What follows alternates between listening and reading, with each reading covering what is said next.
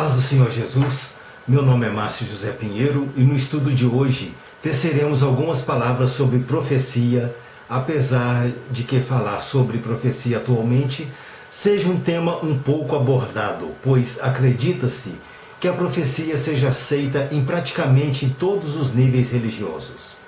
No entanto, vemos também que no meio não religioso a profecia também é reconhecida, mas normalmente é vista apenas como adivinhação ou mesmo previsão. Antes de falar mais alguma coisa sobre profecia, devemos apresentar uma definição do que é profecia. E segundo o dicionário Aurélio, profecia é predição do futuro feita por um profeta, oráculo, vaticínio, presságio e figuradamente como hipótese, suposição e conjectura. Apesar das definições, o dom de profecia está sempre vinculado à predição do futuro. Mas não devemos ter tal definição exclusivamente como dom de previsão apenas. Por isso, devemos complementar a essa definição. E para se ter um melhor entendimento, eu consultei o Dicionário Teológico, página 305, que está escrito que profecia é revelação inspirada, sobrenatural e única do conhecimento e da vontade de Deus. Vista nesse ponto de vista, é necessário fazer uma distinção entre as profecias contidas nas Escrituras e as profecias ditas nas igrejas hoje. Podemos dizer que as profecias que hoje são ditas nas igrejas, embora sejam válidas para exortação, consolação e edificação de seus membros, elas não possuem valor canônico, ou seja, elas não têm validade de profecias registradas na Bíblia. As profecias nas igrejas hoje devem ser consideradas apenas palavras humanas, não palavras de Deus em autoridade. Esclarecendo que no caso de um cristão, pode ser uma pregação ou mesmo uma palavra revelada, o que vale dizer que a função de um profeta não é falar de assuntos futuros como estamos acostumados a pensar, mas a real função da pessoa que possui o dom de profecia é trazer o conhecimento dos membros da igreja à palavra de Deus e também levar a petição de nossas orações a Deus. Os profetas do Antigo Testamento tinham uma responsabilidade enorme, pois eles tinham a capacidade de falar e escrever as palavras que aos olhos dos israelitas, que levavam a religiosidade muito a sério, eles eram vistos como uma autoridade divina. Esse reconhecimento pode ser visto quando eles falavam as palavras introdutórias, assim diz o Senhor. Apenas por curiosidade, eu procurei na concordância bíblica e contei que a palavra assim diz o Senhor aparece 354 vezes no Antigo Testamento e nenhuma vez nos textos neotestamentários. O que isso quer dizer? Será que nos textos do Novo Testamento não havia profetas para escreverem as palavras de Deus, ou eles não eram mais reconhecidos como porta-vozes oficiais de Deus? De forma alguma, pois temos o conhecimento do reconhecimento da inspiração divina nos textos neotestamentários. Senão, não teríamos o Novo Testamento. É inquestionável que houve pessoas que falaram e escreveram as palavras inspiradas pelo próprio Deus, que formou o cânon e encontram registradas na Bíblia Sagrada. Porém, o que pode parecer surpreendente é que o termo profeta, que possuía a autoridade de escrever as palavras de Deus, não é aplicada aos autores do Novo Testamento.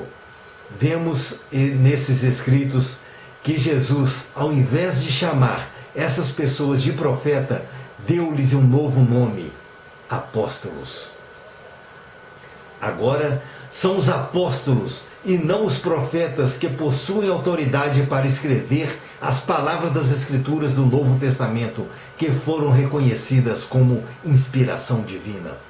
Se isso não fosse verdade, então teríamos mais escritos do que realmente constam em nossas Bíblias.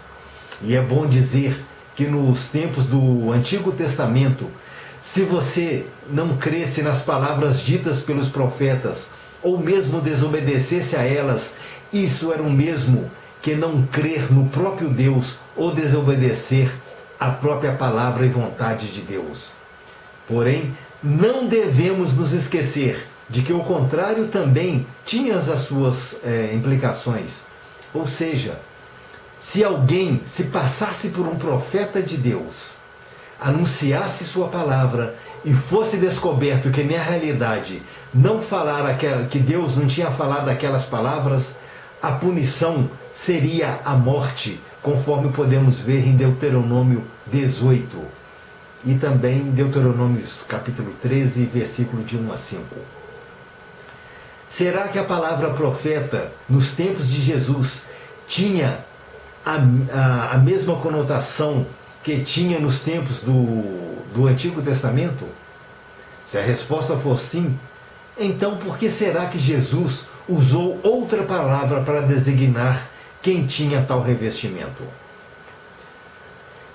Tendo em vista que o cânon do Antigo Testamento estava fechado nos tempos de Cristo, o que podemos dizer é que provavelmente a palavra profeta no tempo de Jesus possuía outro significado, assim como nos dias de hoje. Por exemplo, as palavras do profeta e profetizar podem ser aplicados às pessoas comuns que falam não com autoridade divina.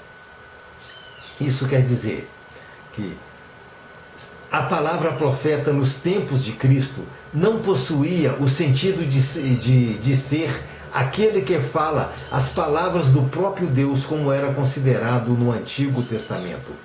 Jesus escolheu a palavra apóstolo para designar aqueles que tinham autoridade para redigir as Escrituras, porque a palavra grega profeta naquela época possuía outro significado além daquele que fala as palavras do próprio Deus.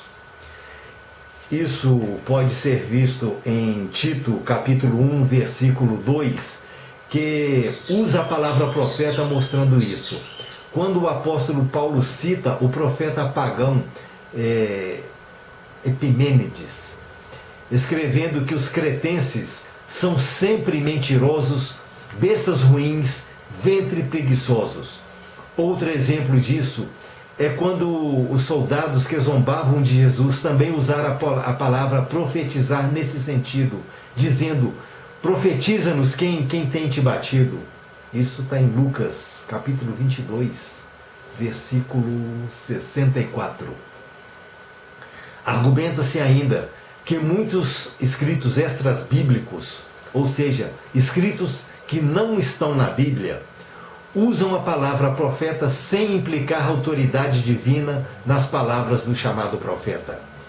O termo profeta significava simplesmente aquele que possui conhecimento natural, além do natural, e alguém que prediz o futuro sem ter qualquer conotação de autoridade divina.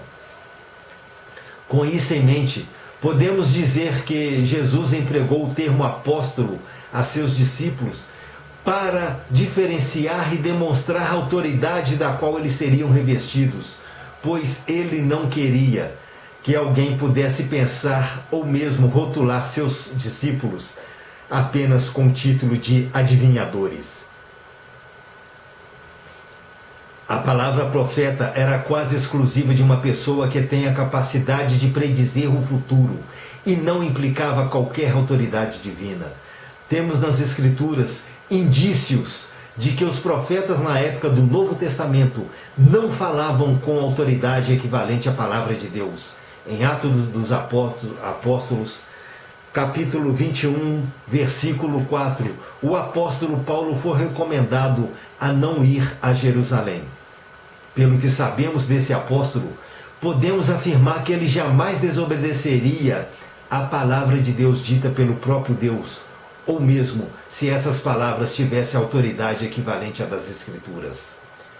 O segundo exemplo podemos encontrar no relato também de Atos, quando um profeta chamado Ágabo tomou o cinto de Paulo e, amarrando seus pés e mãos, disse que os profetas, que os judeus em Jerusalém farão isso ao dono daquele cinto e o entregarão na mão dos gentios. Veremos que essa predição não se cumpriu corretamente, pois foram os romanos, não os judeus, que prenderam Paulo. O detalhe é que não prestamos atenção às palavras que o profeta diz, mesmo nos dias de hoje, estaremos criando brechas para profetadas, porque o Espírito Santo, sendo Deus, possuidor dos mesmos atributos de onisciência, em hipótese alguma poderia errar. Alguém pode até dizer que o resultado foi o mesmo, pois Paulo foi preso em Jerusalém. Mas eu pergunto, onde está a precisão da profecia revelada pelo Espírito Santo? Será que o Espírito Santo erraria a nacionalidade de quem prenderia Paulo? Eu creio firmemente que não, pois se considerarmos esse fato, estaremos concordando que o Espírito Santo pode errar, e se ele errar, então ele não é Deus e nem o nosso Consolador enviado por Jesus Cristo. Há ainda outro detalhe. As Escrituras dizem que os judeus queriam matar Paulo e não aprisionar Paulo, como o profeta Ágabo afirmou que o Espírito Santo disse. Eu sugiro que depois vocês possam ler atentamente Atos dos Apóstolos, capítulo 21, versículo 30 a 36. As predições de Ágabo demonstram imprecisões que o Espírito Santo em hipótese alguma cometeria. O texto, em lugar algum, indica o cumprimento das duas partes da profecia de Ágabo. Não menciona a prisão por mãos dos judeus, nem que os judeus entregariam Paulo aos romanos. Eu não quero desmerecer a validade das palavras dos verdadeiros profetas de Deus, mas na época do Novo Testamento, os profetas eram vistos mais como adivinhadores. Hoje, o mesmo deveria acontecer dentro de nossas igrejas, principalmente quando constatamos que as pretensas mensagens dadas por Deus não se cumprem ou são vagas.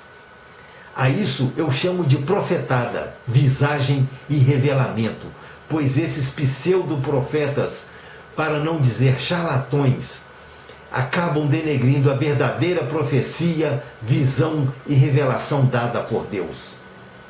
O problema maior não está no fato dessas mensagens não se cumprir, mas o povo de Deus não confrontar esses falsos profetas de meia tigela, desmascarando-os perante a própria igreja. Eu creio que se todos os cristãos confrontassem as profecias que vêm sendo ditas nas igrejas, esse quadro se reverteria. Não estou fazendo aqui uma apologia à violência. Quando digo confrontar, é chamá-los à responsabilidade, mostrar a eles o que a palavra de Deus diz a respeito e exortá-los a não usar o nome de Deus em vão. Entendam que não sou contra profecias, ou mesmo contra aqueles que se titulam profetas e profetisas, ou mesmo que levam uma profecia à igreja ou qualquer membro em particular, pois eu sei que o Espírito Santo, ele pode usar uma pessoa, dando-lhes visão, revelação e profecia para nos alertar. Aproveitando a oportunidade, eu gostaria também de dizer que nem sempre um profeta de Deus terá em mãos uma profecia para nós, pois há momentos em que Deus veda a revelação ou profecia a seus servos. Exemplo disso pode ser visto em 2 Reis, capítulo 4, versículo 27, quando o profeta Eliseu diz a seu servo Geazi que Deus não lhe revelou o que havia acontecido a Sunamita. As profecias são para edificar, exortar e consolar, conforme é apresentado nas Escrituras em 1 Coríntios, capítulo 14, versículo 3.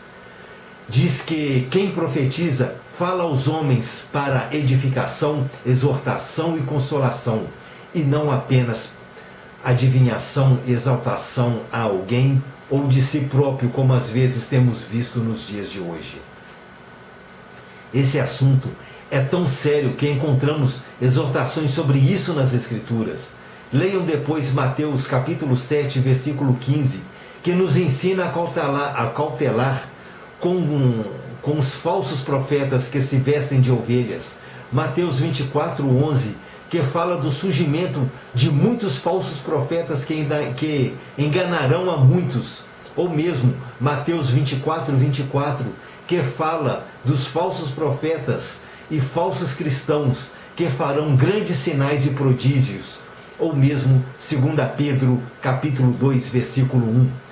Lembre-se também do que está escrito em 1 João capítulo 4, versículo 1, para não crermos em todo espírito, mas para provar se os espíritos são de Deus, porque muitos falsos profetas têm se levantado no mundo. Mais um indício de que os profetas no Novo Testamento não falavam com autoridade as palavras das Escrituras podem ser visto em 1 Coríntios capítulo 14, versículos 29 a 33, quando Paulo escreveu: "E falem 2 ou 3 profetas, e os outros julguem." Ele deixa bem claro, e devemos entender que, por mais benéfico que seja profetizar, devemos julgar a profecia e não aceitá-la sem qualquer questionamento. Devemos aprender a separar a boa profecia que traz edificação para a igreja da má profecia, aquelas que eu intitulo profetadas. Devemos também julgar sob o critério bíblico, aceitando algumas e rejeitando outras profecias, pois isso é o que fica subentendido quando Paulo utilizou a palavra julguem.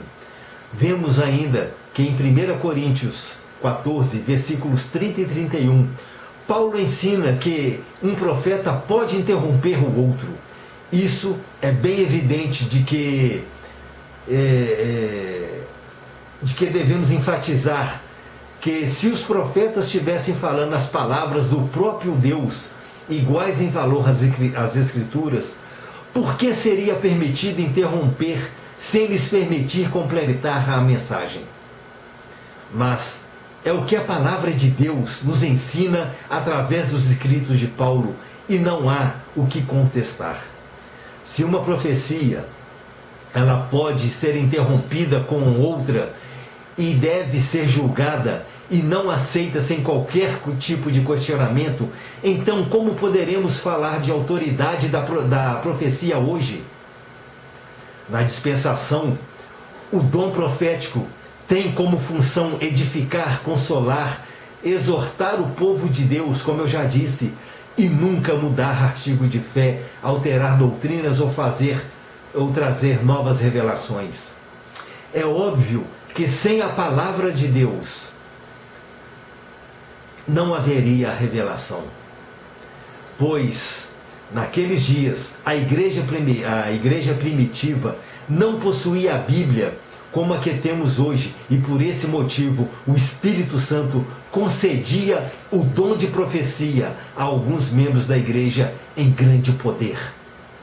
Hoje nós temos a revelação completa da palavra de Deus, e os dons de profecia que eram distintos naqueles dias não são tão necessários como diversos pastores querem. E creio que este é o motivo do ministério profético. Deve ser restrito apenas à edificação, consolação e exortação da profecia da igreja, conforme Efésios capítulo 2, versículo 20. Isto, ao meu ver, quer dizer que os apóstolos e profetisas e profetas tiveram e realizaram seu papel nos fundamentos da igreja, e toda a igreja foi edificada sobre a pedra principal do fundamento, que é Jesus Cristo, e não profecia. Por mais importante que os discípulos e profetas tenham sido, não foram eles que... não foram eles, mas a revelação divina que eles ensinavam, que falava com autoridade a respeito da palavra de Deus para a igreja, que forneceu o fundamento. Eu já disse antes que as profecias nas igrejas, nos dias de hoje, devem ser consideradas palavras, simplesmente palavras humanas, não palavras de Deus. E aí elas não têm autoridade como muitos querem que seja. O problema que eu vejo nos dias de hoje são pessoas utilizando o mesmo prefácio que os profetas do Antigo Testamento e mudam ainda a tonalidade de voz para dar ênfase e diz: assim diz o Senhor, ou eis que vos digo, filho meu, ou Deus manda te dizer, e outras coisas mais. Já vimos que essa frase não era falada por qualquer profeta nas igrejas do Novo Testamento. E é por esse motivo que sempre digo que se alguém realmente recebe de Deus uma revelação ou profecia, deve dizer: eu penso que Deus colocou em minha mente, ou creio que Deus está me revelando isso. Eu sei que se as pessoas usarem essas falas, não causará o efeito que elas desejam, pois alguém poderia interpretar como se a própria pessoa tivesse dúvida do que Deus está revelando. E também é evidente que essas palavras não soam tão bonito como assim diz o Senhor, ou eis que vos digo. Entendam que se a mensagem vem realmente de Deus, então o Espírito Santo falará ao coração de quem ouve. Por esse motivo, não devemos tentar impressionar, tentando dar aquele ar de autoridade a uma mensagem. A autoridade da mensagem é dada por Deus e não por palavras que prefaciamos. No Antigo Testamento, os falsos profetas que profetizavam, que profetizavam apenas o que o rei queria ouvir, a situação ela não mudou muito, pois há também falsos profetas no nosso meio. Além deles trazerem palavras que gostaríamos de ouvir, às vezes eles exortam a voltarmos para os caminhos de Deus, mas o que muitos desses profetas, não profetas, pseudo-profetas, eles fazem é minimizar a pessoa e a mensagem de Cristo e, de certa forma, engrandecer a eles mesmos. Quando Jesus falou sobre as árvores más, ele se referia aos que ensinavam as falsas doutrinas. Assim devemos ficar atentos e pedir a Deus para nos mostrar o que está atrás das palavras que se apresentam como profecia nas igrejas de hoje. Nós cristãos nos orgulhamos de seguir os ensinamentos bíblicos e dizer que cremos em tudo o que está escrito na Bíblia. Só que existe uma diferença entre o que se está escrito e o que se pratica. Pois se isso não fosse verdade, então todos nós cristãos seguiríamos todas as orientações das Escrituras à risca. Sabe de quem é a culpa de tudo isso? De todos nós cristãos, que além de permitir que isso ocorra nas igrejas, também não cobramos o cumprimento dessas profetadas e não desmascaramos esses pseudos profetas E para finalizar, eu cito o que está escrito em 1 Coríntios, capítulo 14, versículo 40. Tudo, porém, seja feito com decência e ordem. Deus os abençoe em nome de Jesus Cristo.